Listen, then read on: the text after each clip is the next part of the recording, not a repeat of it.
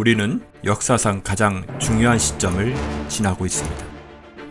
하나님께서는 하나님의 일을 하시기 전에 사람을 준비시키셨음을 우리가 알고 있습니다. 하나님 말씀은 마지막 때에 대추수, 대부흥의 때가 있다고 분명히 예언하고 있습니다. 아멘. 하나님의 말씀이 그대로 성취될 것을 믿습니다. 예레미야 눈물은 잠자는 교회와 영혼을 깨우기 위해 노력하고 있습니다. 이 가슴 뛰는 일에 함께 하길 원하시는 분은 카카오 채널로 연락 주시기 바랍니다. 당신은 위대한 하나님의 사람입니다.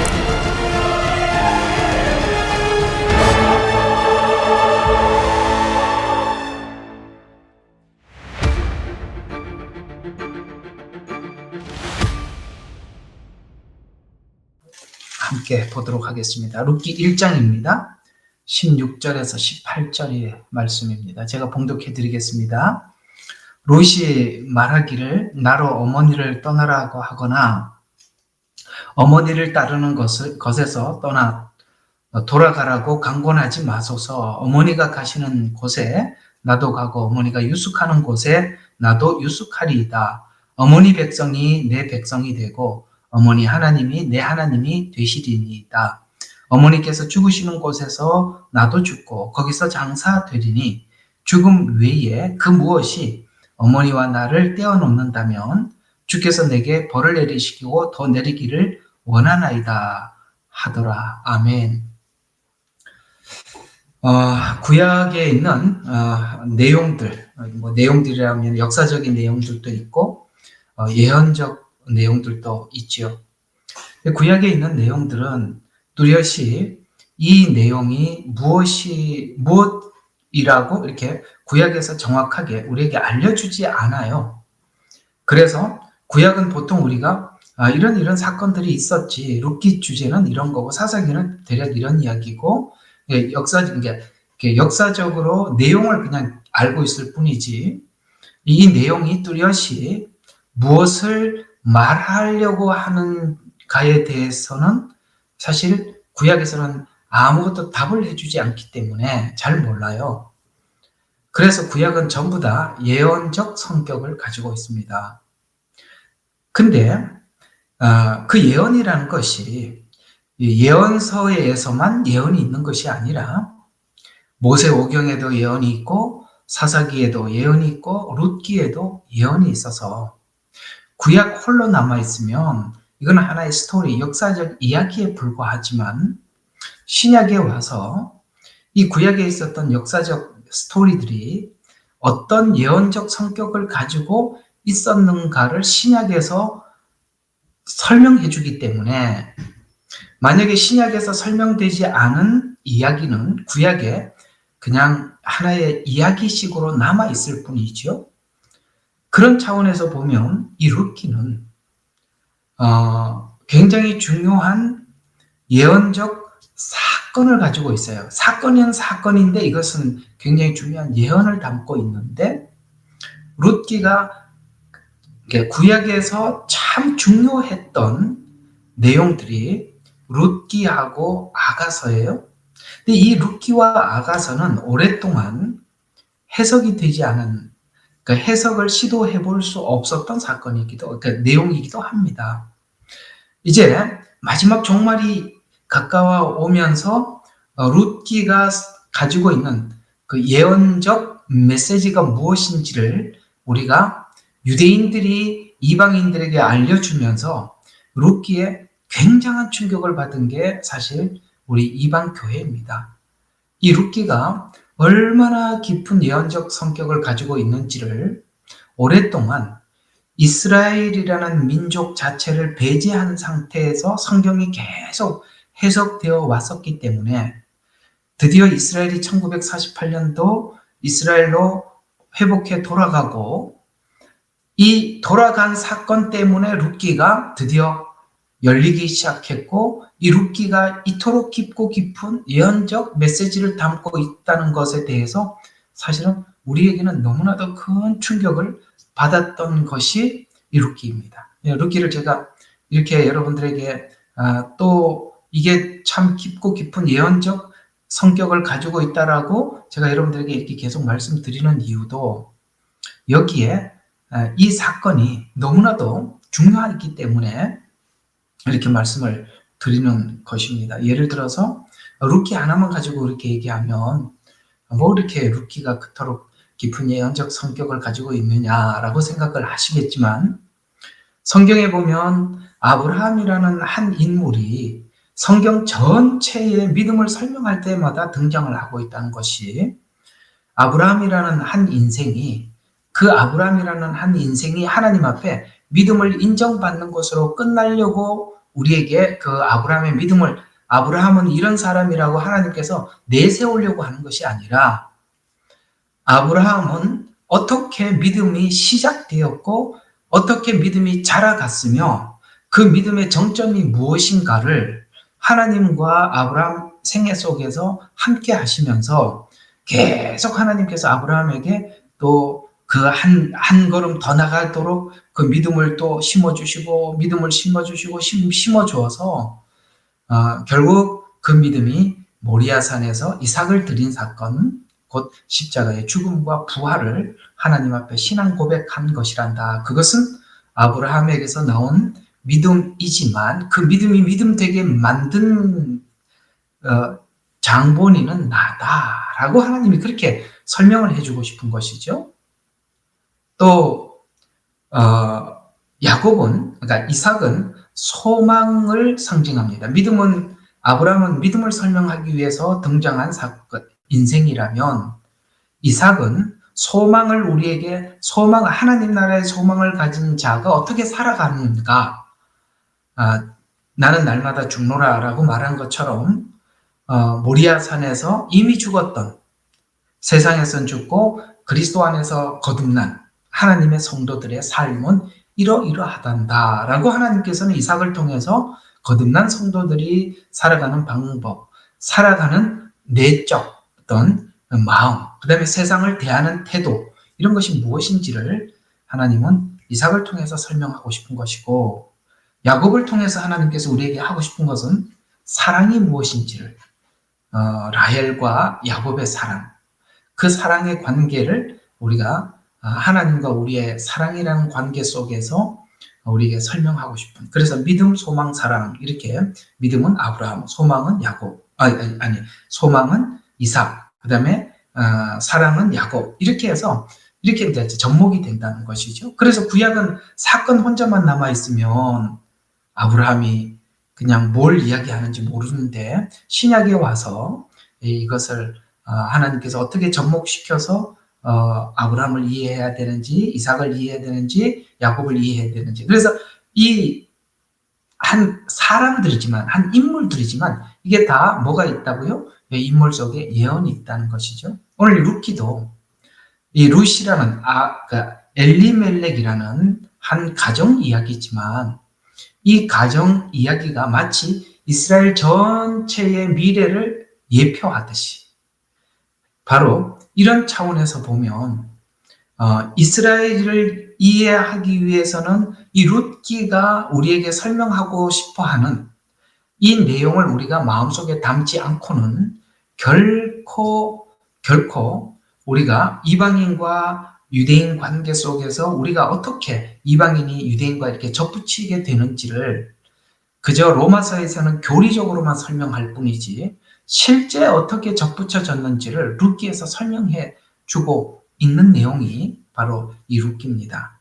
따라서 오늘 금방 읽었던 룻기에서 가장 중요한 메시지가 어디냐라고 묻는다면 오늘 룻기 1장 16절과 18절에 있는 이 이야기가 진짜 우리 이방인들이 하나님 앞에 신앙 고백을 할 때 우리가 하나님 앞에 다이제트로 하나님 앞에 신앙 고백을 하는 것이 아니라 그 신앙 고백 안에서 우리가 가지고 있는 믿음의 확신은 이스라엘이 하나님께 받았던 언약, 그 언약이 왜 어떻게 우리의 언약이 되었는지를 오늘 룻기가 설명을 해주고 있는데 이 내용을 교리적으로는 로마서 11장에 지금 이스라엘이 꺾여졌고 그 다음에 이방인인 우리가 이렇게 접붙임을 받았다라고 교리적으로 설명을 하고 있고, 룻기는 사건적으로 설명하는 차원에서 이 로마서의 메시지는 룻기에서 다시 한번 우리가 확인해야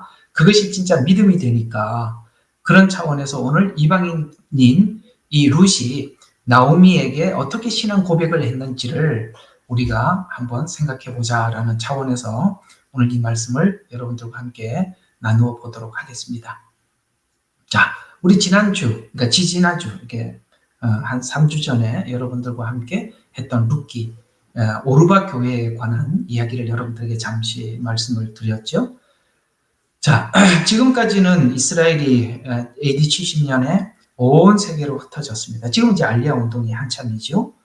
근데 지금 이스라엘에는, 땅에는 지금 실제 전쟁이 있습니다. 그럼에도 불구하고 이방인에게 흩어졌던 이스라엘은 자기 조국으로 돌아가기를 희망하는 사람들이 많답니다. 전쟁이, 그 땅에 전쟁이 있음에도 불구하고 돌아가려고 합니다. 이건 지금 이스라엘이 돌아갈 수밖에 없는 어떤 그 반유대주의적 성향도 있지만, 하나님께서 마지막 때 이스라엘 땅으로 되돌려 보내시겠다라고 약속한 약속 때문에 지금 그 이스라엘의 많은 사람들에게 하나님께서 그 땅으로 돌아갈 마음을 주셨다고 생각합니다.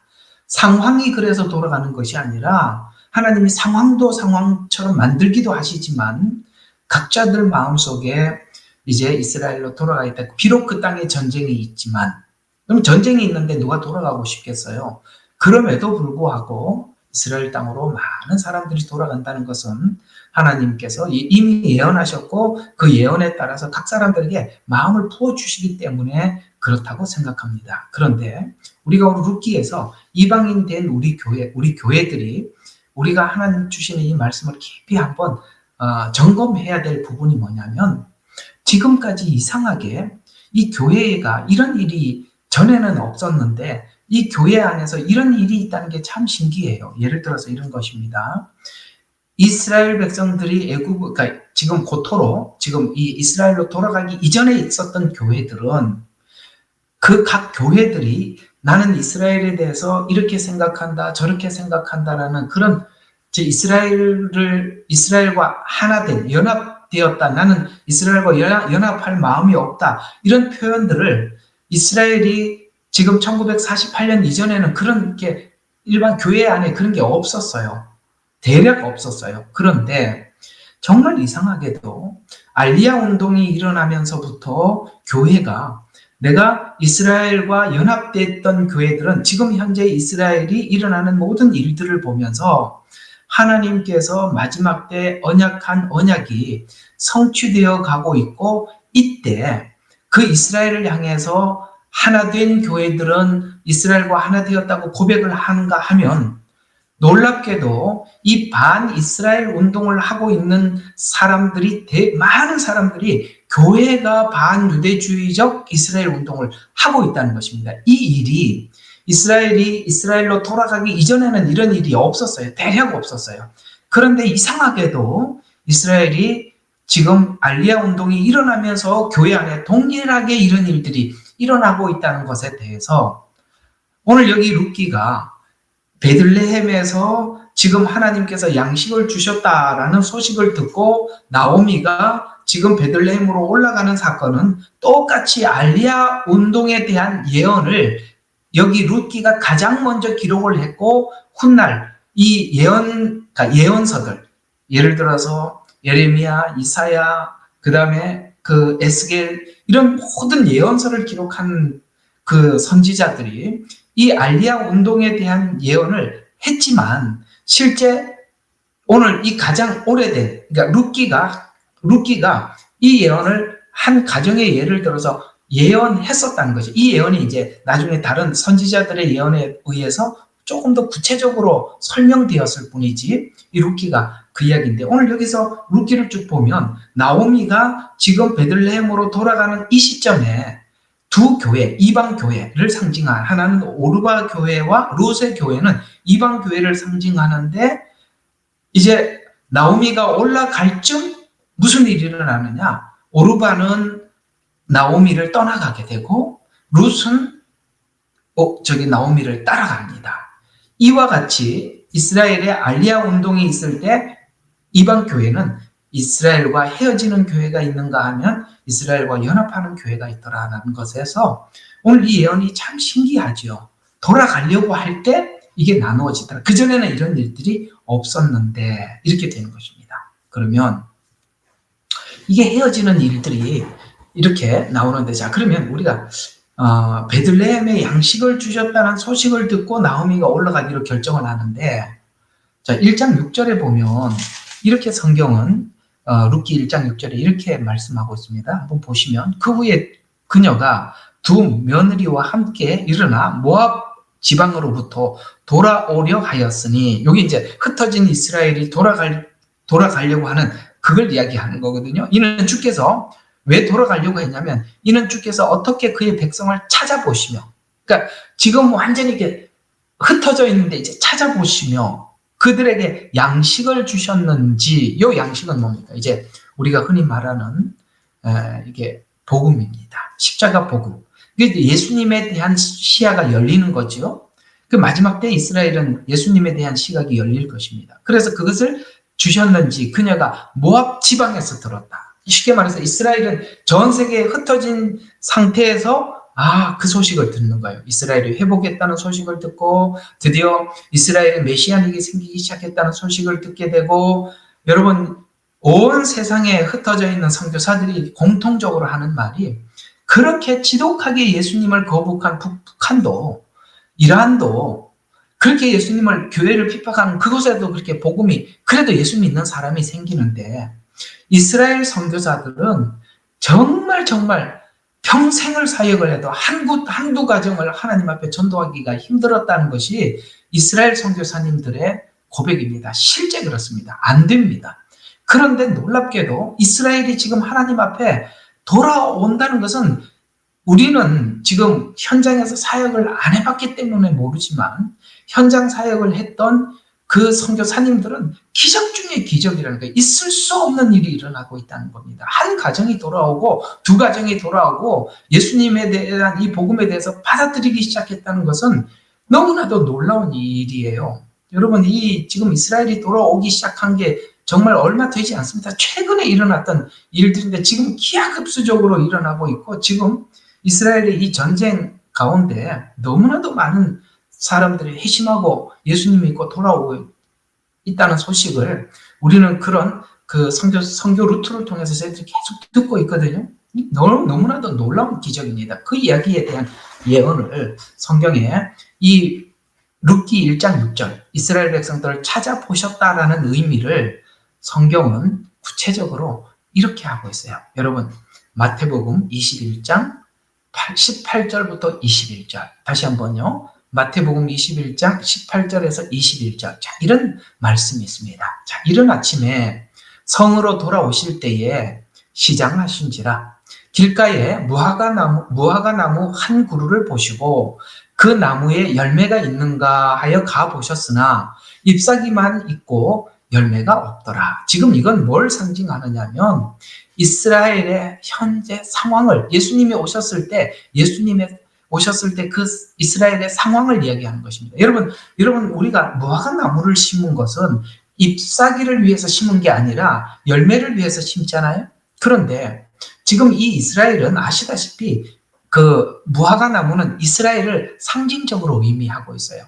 그러니까 지금 이스라엘을 선택해서 하나님께서 이스라엘에게 열매를 구했었지만 잎사귀만 무성하다는 것은 그들의 종교성, 예를 들어서 그 종교 지도자들의 형편 아시죠? 외식하고 그저 금식 기도하고 예배 철저히 하고 안식일 철저히 하게 지키고 잎사귀만 무성하다는 거예요. 똑같은, 지금 그건 하나의 예언적 이야기예요. 잎사귀만 있고 열매가 없더라. 제자들이 보고 이상히 여겨 가로되 이 무화과 나무가 어찌 그리 즉시 말랐나이까? 라고 하니, 좀 있으면 이제 이스라엘이 흩어질 겁니다. 말랐나이까? 하니 예수께서 대답하여 가라사대 진실로 너희에게 말하노니 만일 너희가 믿고 의심치 아니하면, 자, 이게 여러분 우리는 기도로 들었거든요. 그러면 그 기도로 들었다면 지금 오늘 여기 있는 무화과 나무 앞의 이야기와 이게 기도 이야기와는 이게 접목이 안 돼요. 끊어져 버려요. 이 무화과 나무 이야기와 기도 이야기하고 연결이 안 되게 돼 있어요. 그럼 이 이야기는 기도 이야기가 아니라는 이야기예요. 근데 이게 기도 이야기가 맞기는 맞지만 이 전체적으로 예수님께서 우리에게 전달하고자 하는 메시지는 기도 이야기 하려고 하는 게 아니라는 거예요. 자, 계속 봐요. 진실로 내가 너희에게 이르노니 만일 너희가 믿고 의심치 아니하면 자, 무화과 나무에게 한 일뿐만 아니라 이게 이제 굉장히 많은 의미를 담고 있어요. 이 산더러 들어서 바다에 빠지라 하여도 그대로 되리라. 너희가 기도할 때 무엇이든지 믿고 구하는 것은 다 받으리라. 이렇게 해서 우리가 기도로 딱 치부해서 앞에서부터 쭉 해석을 하거든요. 그런데 자, 봐요. 이런 이야기가 되는 것입니다. 여러분, 이 성경 이 내용을 보면서 참 신기하지 않아요? 야, 이 무화과나무 이야기는 조금 다른 이야기인데 지금 이 전체, 오늘 금방 읽었던 18절과 21절 전체를 설명을 해내려면, 전체 이렇게 이어서 설명하려면 자꾸 끊어져요. 앞에 있는 이야기는 무화과 나무 이야기고, 뒤에는 의심치 않고 기도하면 다 하나님께서 다 받을 것이다. 그러면 이렇게 앞에 있는 이 무화과 나무하고 이게 무슨 연관이 있지 하고 연관이 안 되잖아요. 근데 지금 예수님 것은 연관시켜서 설명을 하고 있거든요. 그러니까 쉽게 말해서 뒤에서 기도 이야기로만 딱 끊어서 설명을 하게 되면 앞에 있는 이야기는 그냥 날아가 버리는 거예요. 아무 의미가, 그 둘 이야기가 끊어져 버리는 거예요. 예수님은 그렇게 설명하지 않아요. 모든 복음서 내용들은 서로 연결이 되어 있단 말이에요. 자, 이건 뭘 이야기하는 거냐면 바로 이 이야기입니다. 여러분, 이 무화과 나무가 어찌 그렇게 말랐느냐라고 하니 예수께서 대답하기 진실로 이러니까 만일 너희가 믿고 의심치 않으면 무화과 나무에게 한 일뿐만 아니라 자, 이 산더러 들어서 바다에 빠지라 하여도 그대로 되리라. 여러분, 이게 여러분들 되게 이게 무슨 말이지라는 생각이 좀 들지 않으세요? 여러분, 기도하면 하나님께서 산을 들어갖고 바다에 던지십니까? 이건 무슨 이야기냐면 지금 현재 이스라엘 상태를 이야기하고 있는 것입니다. 여러분, 이스라엘이 얼마나 마음이 강팍한지 예수님이 돌아왔을 때 누구도 예수님을 구주로 영접한 자들이 없을 만큼 요한복음에는 빛이 왔는데 어둠이 깨닫지 못해. 여러분, 빛이 오면 어둠이 당연히 깨달아야 되는데 예수님이 오시면 당연히 이스라엘이 알아봐야 된다 이 말이에요. 근데 아무도 알아본 사람이 없었다는 거예요. 이럴 만큼 지금 이스라엘이 만약에 주님 앞에 돌아와서 회개한다면 이 산더러 들어서 바다에 빠지라라는 말은 그야말로 있을 수 없는 불가능한, 이 불가능이 어떤 측면에서 불가능하냐면 이스라엘이 회개하고 주님 앞에 돌아온다는 거예요. 이 상태에서 마치 산을 들어서 바다에 빠지는 것 같은 있을 수 없는, 이해가 갑니까? 지금 예수님 이 대화의 당사자는 예수님과 제자들이에요. 이걸 자꾸 우리가 제자들과 예수님과의 대화를 일단 분석을 하고 그 다음에 내게 주시는 말씀으로 이렇게 와야 되는데 우리는 제자들과 예수님과 대화하고 있다는 그 제자들은 다 이스라엘 민족이라는 걸 전제하고 지금 들어야 되는데 우리는 이 제자들은 빠져버리고 거기서 우리가 들어가서 기도하면 하나님께서 이게 산을 들어서 바다에 던지라 하면 될 만큼 내가 기도하면 다 되는구나. 이렇게만 한단 말이에요. 여러분, 1차 수신자 대화자는 예수님과 제자는 이스라엘이에요. 지금 이 제자들은 이 말이 지금 당장은 무슨 말인지 알지 못하지만 훗날 이들이 바로 그 로마서에 바울이 말한 것처럼 이 복음이 지금 현재 이스라엘은 도저히 받아들일 수 없어서 로마서에서 뭐라고 하니까 이방인이 받은 복음이 다시 유대인들에게 전해주어서 지금 마치 불가능해 보이는 이 일이 이스라엘에게 일어날 것이다 라고 이야기하면서 너희가 기도할 때 무엇이든지 믿고 구하는 것은 다 받으리라. 지금 이 이야기는 제자들과 예수님 이야기예요. 물론 제자들이 지금 당장은 알아듣지 못하겠지만 훗날 이 이야기가 무슨 이야기인지 다 이해가 가는 것입니다. 아시겠습니까? 이렇게 해놓고 그 다음에 우리 이야기로 받아들여야 되는 거예요. 자, 그래서 여기 강조점은 기도 이야기가 아니라 이스라엘에게 있을 수 없는 무화과 나무, 지금 현재 무화과 나무가 말라 죽었단 말이에요. 근데 이 죽은 나무가 다시 살듯이 이스라엘이 언젠가 회복이 있을 것이다 라고 예수님께서는 그 예언적 메시지를 전해주고 있는 것입니다. 이 말이 21장 전체 맥락, 그러니까 전체 메시지와 연결을 시켜보면 이런 메시지가 돼요. 그 앞에 21장 18절과 21절에 이런 말씀이 있는데 그 앞에 이런 말씀이 있어요. 21장 16절에 보니까 예수님이 오셨는데 젖먹이와 어린아이 같은 사람들이 은혜를 받고 주님 앞에 돌아오더라는 거예요. 이건 뭡니까? 하나님 앞에 자기 의를 내세우지 않고 마치 순수하게 젖먹이와 어린아이처럼 예수님께서 가르치는 그대로 받는 이런 사람들은 주님 앞에 돌아와서 구원을 받고 은혜를 받고, 또 32절, 여기 이제 21절이니까 그 쭉 뒤에 21장 끝부분에 가서는 뭐라고 해요? 창녀와 세리 같은 죄인들이 구원을 받아요. 지금 구원은 많은 사람들이 받고 있어요. 젖먹이와 어린아이 같은 사람들, 그 다음에 세리와 창녀 같은 죄인이라고 생각하는 사람들은, 그러니까 겸손한 사람, 죄인, 이런 사람들은 구원받고 돌아오는데 지금 유대인들은 누구도 돌아오지 않아요. 이미 그들은 무화과 나무라고 생각을 하고 있고, 이렇게 잎사귀가 무성한 것이 하나님 앞에 주님이 보실 때는 열매를 요구했지만 잎사귀만 교회적인 어떤 형식 이런 것만 무성하지 진짜 하나님께서 원하는 열매를 맺지 못하고 있음에도 불구하고 자기들은 맺었다고 생각하고, 여러분 그 유대인들이 하는 착각, 신약에서 예수님이 지적하는 해칠한 무덤아 외식하는 자여라고 말씀하신 것처럼 지금 그런 상태, 이게 지금 불가능한 일이라는 거예요.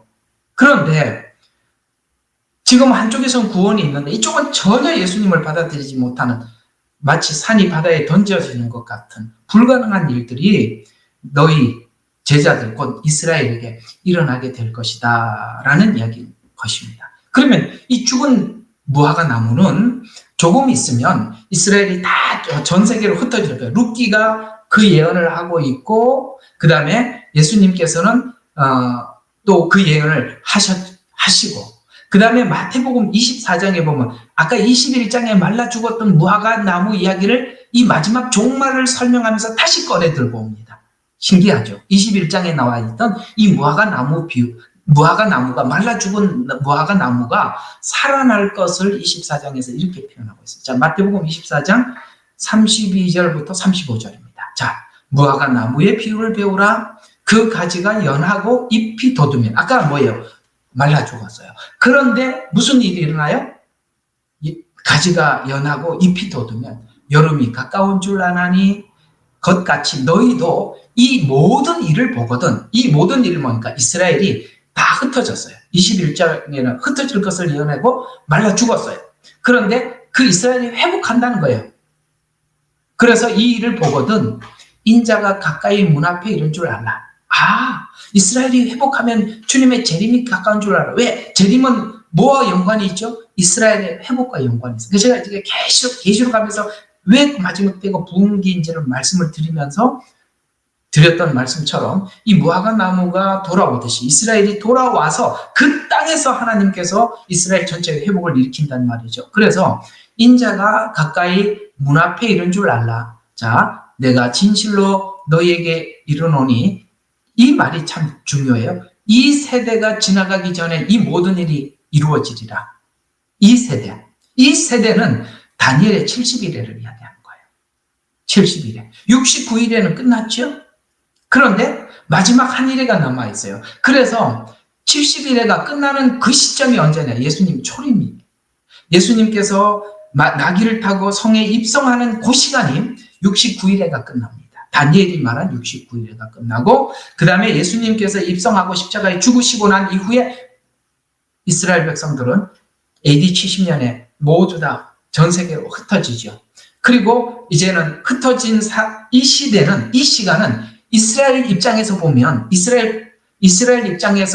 없는 시간이에요. 그래서 69일에서 마지막 한 일에 이게 이제 실제 시간은 2000년이라는 긴 시간이 지났지만 이스라엘 입장에서는 없는 시간이란 말이에요. 그래서 주님은 이스라엘이 흩어진 시간과 다시 돌아와서 마지막 7년, 우리가 흔히 말하는 7년 환란기를 주님은 이걸 보고 한 세대로 묶어놓은 겁니다. 그래서 이 세대가 지나가기 전에 다 이루리라. 이 세대가 지나가기 전에라는 이 해석들은 굉장히 복잡해요. 그러나 이 세대는 다니엘서와 연결을 해서 보면 이 세대가 같은 70일의 한 세대에 묶여 있다는 걸 알게 됩니다. 다니엘서 제가 설교에서 올려놨으니까 그거 쭉 보시면 들으세요. 이제 뭐 이거는 참 많이 공부하셔야 돼요. 여러분들도 많이 공부하지 않으면 이런 말들을 알아듣지 못해요. 자, 그래서 이 모든 일이 이루어지시리라고 하고 자, 뒤에 단서를 붙이죠. 천지는 없어지겠으나 내 말은 없어지지 아니하리라. 라는 말이 앞에 있었던 예언전에 이 산을 던져서 바다에 던지오라라고 하는 것이 그대로 되리라. 천지는 없어지겠으나 내 말은 없어지지 아니하리라. 이스라엘이 흩어질 것이다. 다시 돌아올 것이고 다시 돌아와서 그들은 이스라엘이 구원을 받게 될 것이다. 라는 이 말은 반드시 이루어질 것이다. 이렇게 되는 것입니다. 왜요? 왜 이런 이야기들을 자꾸 붙일까요? 지금 현재 이스라엘 상태를 보면 도저히 불가능한 일이기 때문에 지금 제자들에게 마지막 때 이스라엘이 회복이 있을 것이라는 믿음을 확고하게 심어주기 위해서 주님은 이런 불가능하지만은 있을 것이다. 왜? 내 말은 없어지지 아니하리라는 이 말은 창조의 말이죠. 주님께서 말씀으로 창조를 하셨듯이 하나님께서 입에 뱉은 이 예언은 예수님께서 하신 말씀은 반드시 이루어질 것이니 그것에 대한 분명한 믿음을 가지라라는 이야기가 오늘 24장에 말씀하고 있는 것입니다. 자, 그럼 이 둘을 접목해서 설명을 해볼게요. 21장은 말라 죽은 무화과나무. 24장에서는 그 죽은 나무가 살아나는 이야기. 오늘 룻기를 가보면 지금 베들레헴에 뭡니까? 양식이 떨어져서 모압 땅으로 내려간 것처럼 이스라엘은 전체가 흩어지게 될 것이고 그 다음에 이스라엘에 양식을 주셨다는 소식을 들을 때 나오미는 올라가는데 놀랍게도 올라가는 이 시점에 오르바 교회 이스라엘과 연합되지 않는 교회는 떨어져 나가고 이스라엘과 연합된 교회는 함께 하더라. 이게 마태복음 25장에 있는 양과 염소의 비유에서 모든 민족들을 불러다 놓고 심판하시는 장면이 이 이야기가 되는 것입니다. 자, 좀 여기까지만 말씀을 드리고 자, 다음 주에는 그러면 룻이 나오미를 따라갔는데 그 따라간 이방 교회인 우리들은 우리 신앙 고백이 무엇을 근거로 하나님 앞에 하는가? 오늘 여기 보면 금방 읽었던 이 이야기죠. 룻이 말하기를 지금 하나님 앞에 고백하는 것이죠.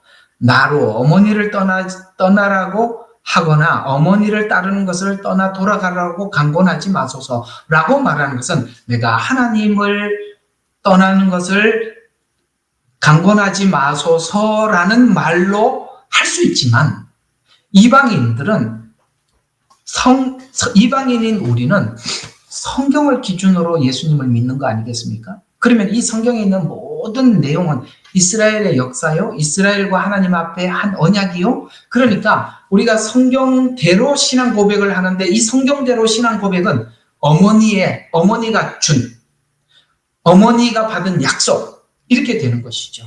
그래서 우리는 참 이제 조심해야 될 부분이 이 부분이에요.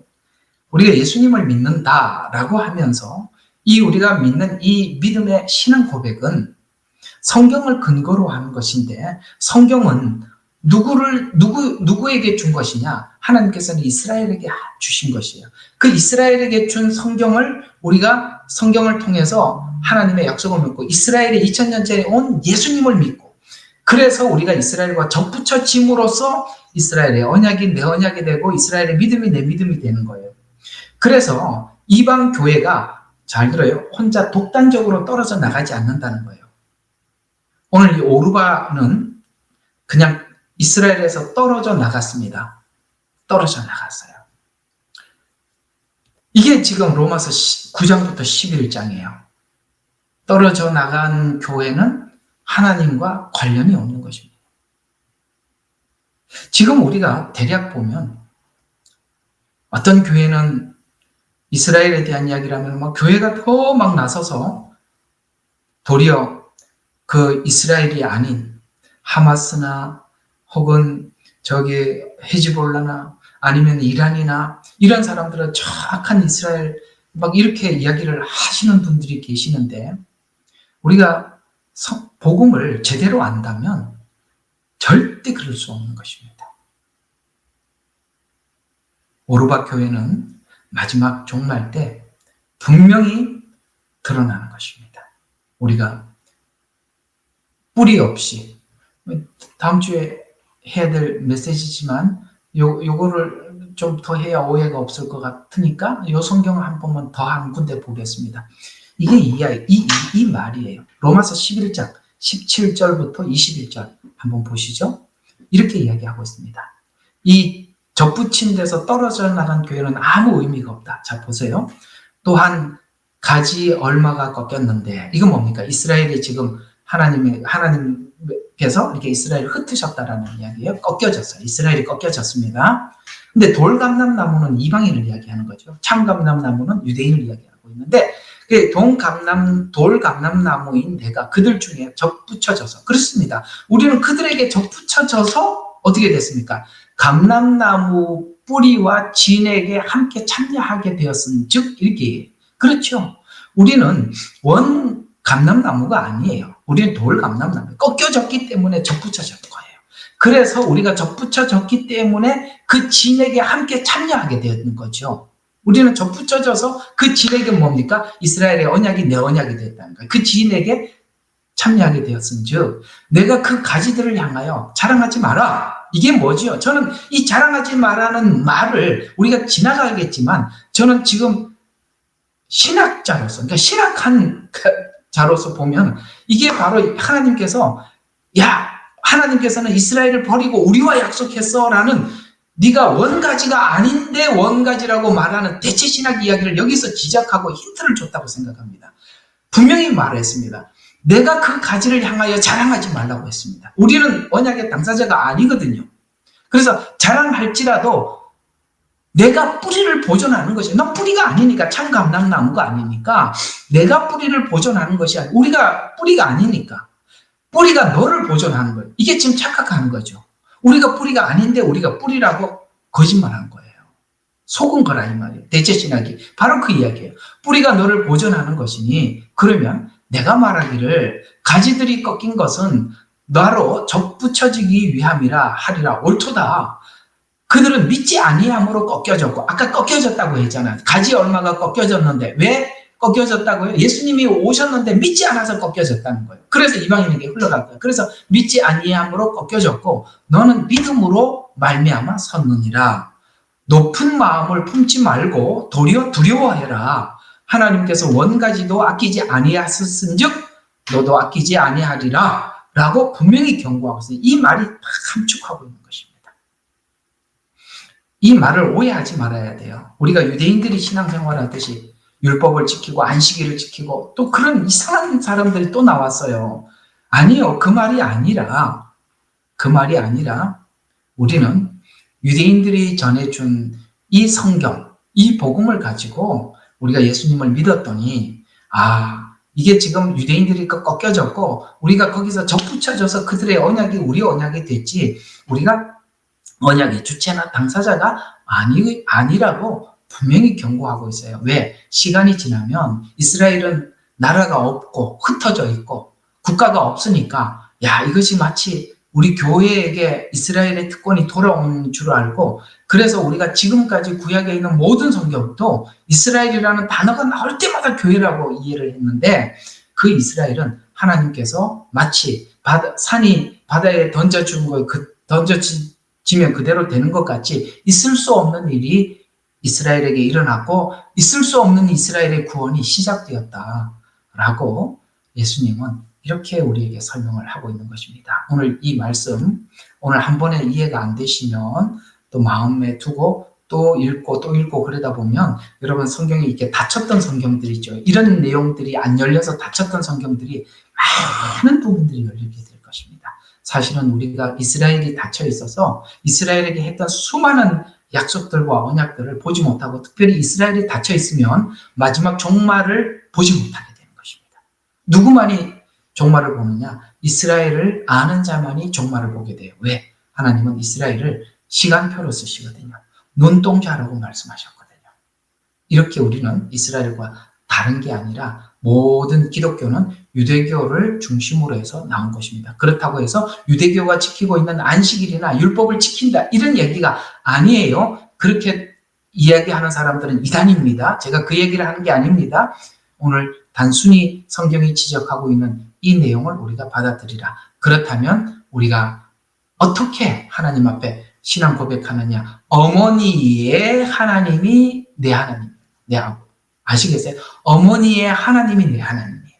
물론 우리가 그분이 우리 하나님이에요. 그러나 어머니의 하나님, 그 어머니는 이스라엘을 이야기하고 있는 것입니다. 오늘은 여기까지만 하겠습니다. 기도하겠습니다.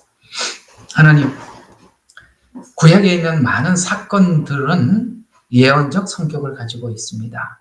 앞쪽에서는 구약 성경 앞쪽에서는 사건을 다루고 있고 그 다음에 중간은 예언서가 들어가 있습니다. 그러나 이 모든 사건과 예언이 무엇인가라고 하나님 앞에 질문을 하면 하나님이 신약을 통해서 정리해서 우리에게 설명해 주는 구조로 성경은 작성이 되어 있습니다. 그런 의미에서 보면 룻기는 정말 귀한 중요한 예언서 중에 한 예언임을 알 수 있습니다. 주님, 룻기를 통해서 이스라엘에 대해서 눈을 뜨게 해주시고 우리가 이방교회가 어떻게 신앙 고백을 했는지 유대인과 어떤 관련이 있는지를 우리가 분명히 성경이 말하는 대로 알고 믿고 따라가게 도와주시옵소서. 이 말씀이 오늘 듣는 모든 사람들에게 아버지 하나님 알아듣는 지혜와 명철을 성령 안에서 주실 줄 믿습니다. 예수님 이름으로 기도드렸습니다. 아멘.